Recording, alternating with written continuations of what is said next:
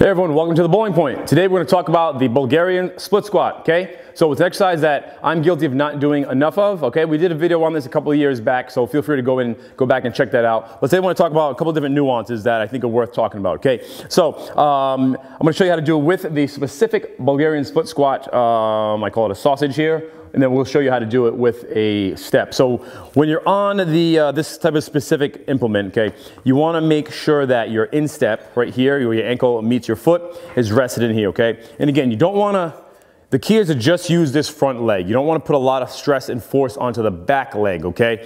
Because it's gonna affect the mechanics of the exercise. The more you try to use your back leg, when I'm pushing, it's actually going to pitch me forward. So the first thing you want to think about is being very, very relaxed, okay? You want to let this back leg come down, okay? And I prefer a full dead stop pause, okay?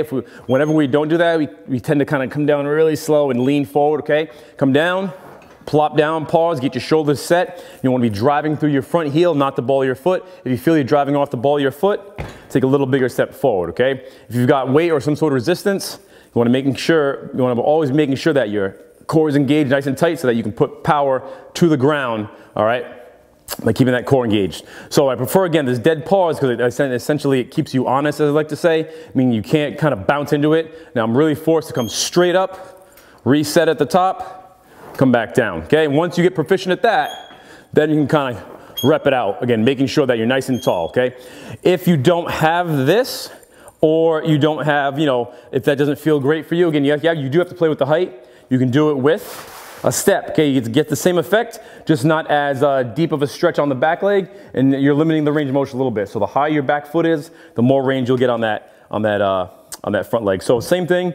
You're gonna have to play with it. I prefer the toe kind of dorsiflexed as opposed to being plantar flexed like that, where you're on top of your toes. For me, it forces me to do this if I'm in this position.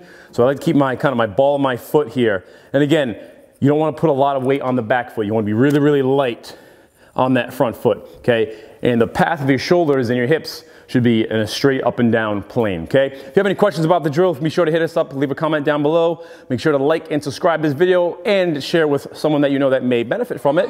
We will catch you next time.